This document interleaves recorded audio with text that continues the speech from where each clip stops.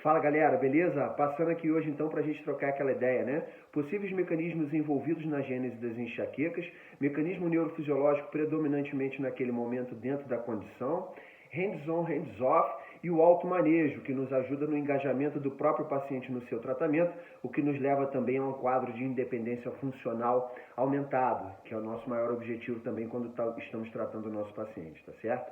O que temos hoje de mais atual em relação à fisiopatologia da enxaqueca, sabemos que é uma alteração neurovascular com múltiplos processos envolvidos e de altíssima complexidade, né? O que nós temos de mais atual em relação a isso, que poderia explicar essa gênese, apesar de não podermos bater o martelo ainda em cima dessa condição, mas é o que melhor explica isso, chama-se depressão cortical alastrante, né? Todos os estudos científicos da gênese convergem para isso. E o que seria isso, né? A depressão cortical alastrante é uma alteração eletrofisiológica do sistema nervoso central. Não se sabe ainda quais são os possíveis mecanismos certos que disparam isso, mas se sabe que ela causa uma inflamação neurogênica a nível do sistema nervoso central, uma inflamação neurogênica asséptica. Por quê? Porque não temos envolvimento de micro-organismos nessa questão inflamatória, né? E essa própria alteração eletrofisiológica do sistema nervoso central levam à excitação de várias regiões a nível cortical, a nível hipotalâmico, a nível do gânglio trigeminal e do núcleo trigeminal, espinal principalmente, que carrega essas informações a nível de hipotálamo e tálamo e causam sensibilizações específicas a nível cortical, como a nível do córtex motor primário e secundário, N1, M2, do córtex somatosensorial, S1 e S2, convergem para áreas específicas em relação ao córtex visual, ao córtex auditivo. Por isso que isso seria uma das coisas que explicariam aquelas auras premonitórias, né? O que seria isso, né? O pré-crise ou pródromo, né? O que nos ajuda a explicar porque esses pacientes antes da crise já percebem sintomas como fotofobia, fonofobia, osmofobia, muitas vezes náuseas, enjoos. Por quê? Porque nós temos facilitações específicas também a nível do gânglio esfenopalatino, informação parasimpática carreada pelo nervo craniano 7, nervo facial, e informação simpática advinda da coluna torácica alta, tá certo? Entre os níveis de T1 até T4, que ascendem a nível do plexo carotídeo, e a informação simpática é carreada, sim, pela artéria carótida interna, quando falamos do gânglio esfenopalatino, que nada mais nada menos controla as nossas secreções mucolácrimo-nasais.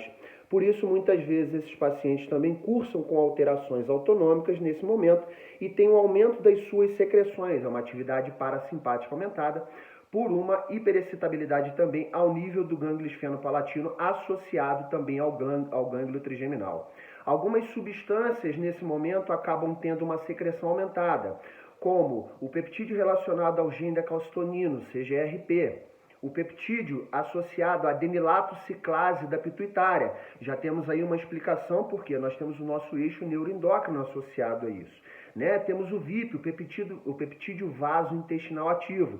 Por isso sabemos que, muitas vezes, alterações do trato gastrointestinal, temos muitos estudos hoje que falam das questões, né? De intestino, enxaqueca, de intestinos e cefaleia, de alterações do trato gastrointestinal com o aumento das crises ou com uma percepção maior de incômodo ao nível das crises. E claro, quando manejamos essa condição de uma forma mais eficiente, podemos fazer com que esse paciente, ao ter as suas crises, possa também fazer com que elas sejam mais leves e mais controladas, tá certo?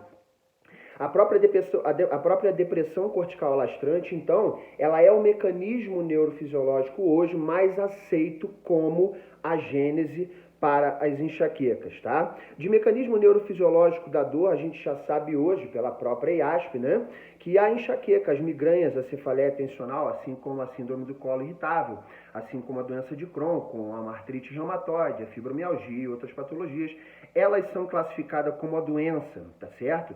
Então, a doença crônica primária, ela parte de um mecanismo neurofisiológico predominantemente nociplástico. O que é isso?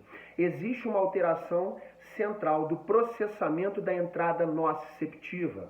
Então, muitas vezes, esses pacientes que nós precisamos ficar atentos é que pequenos estímulos ou estímulos inócuos que não eram para ser percebido, que não eram para causar incômodo ou ser percebido como dor, são percebidos com intensidade aumentada, que nós chamamos de alodínia ou hiperalgesia. E aí é uma questão de nós precisamos ficar muito atento na questão do hands-on e do hands-off. Porque as alodíneas mecânicas e as alodíneas térmicas são coisas às quais nós precisamos ficar atentos. Porque muitas vezes pequenos estímulos ou estímulos, nós que fazemos terapia manual, que trabalhamos com isso no dia a dia, precisamos estar atentos à quantidade de estímulos que nós vamos gerar nessas aferências, porque esses pacientes muitas vezes estão no momento onde eles não têm uma boa modulação de uma entrada, que não seria para ser interpretada como dor, e na verdade a gente acaba causando estímulos que podem levar à somação temporal, e a gente achando que pode estar ajudando, na verdade a gente pode estar fazendo com que esse corpo, com que esse organismo não tenha uma boa resposta.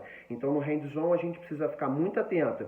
Em que momento que esses pacientes estão, ficar atento às questões da sensibilização central, por isso uma anamnese nesse sentido ela precisa ser muito bem feita, para que a gente possa manejar essas questões. Por sabermos que temos interações com múltiplos processos e com multissistemas, nós precisamos estar atento ao todo. Dentro do processo terapêutico manual, em relação a isso, precisamos estar atentos a todo o eixo neuromeníngeo, principalmente quando falamos de pelve, coluna torácica, base do crânio, sincondrose esfenobasilar, porque essas regiões são regiões de suma importância para o sistema neuromeníngeo, e nada mais nada menos do que o trigêmeo é o cara que leva essas informações e que inerva esses vasos sanguíneos a nível cerebral. Então o sistema trigêmeo vascular, ele é de extrema importância nesse quesito, porque toda a questão nociceptiva e a questão de aferência dos vasos sanguíneos e das menins advém de inervações do nervo trigêmeo. Como a gente sempre brinca, o nervo trigêmeo é o uberzinho do crânio. Quando ele não está fazendo a ação, ele está carregando o estímulo para ajudar uma outra informação a chegar ao seu destino final.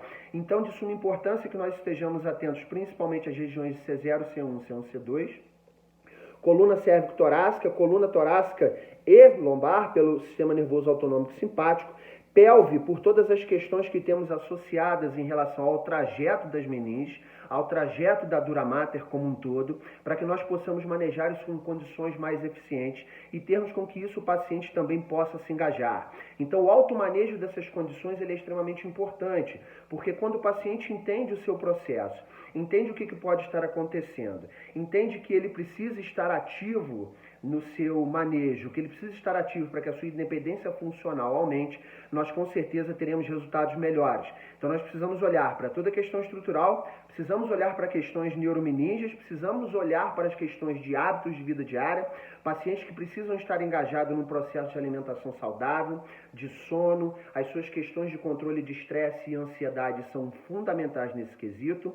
Controle de toda a questão do trato gastrointestinal, precisamos fazer e indicar esse paciente, se for preciso, para um nutricionista ou um nutrólogo, se ele não tiver um controle adequado da sua alimentação, para que justamente nós possamos ter com isso melhores resultados.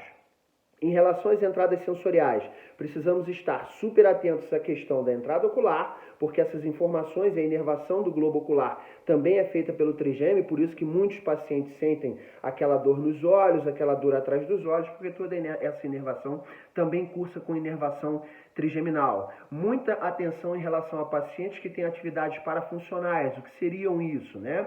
Ou aperto dentário, ou questões relacionadas ao bruxismo, porque isso também são carreados por inervação trigeminal. Então, muitas vezes, sensibilizações ao nível do gânglio trigeminal também sensibilizam o núcleo trigeminal espinal e que também podem fazer com que atividades aumentadas a nível do ramo 3, do quinto 3, do nervo mandibular, façam com que se aumente a ação dos músculos da mastigação, tá certo? Então, dentro de um contexto complexo, onde nós precisamos entender que vários sistemas estão envolvidos, vamos tentar sempre fazer o nosso melhor, entender os processos que estão por trás disso, para que possamos ter resultados mais efetivos.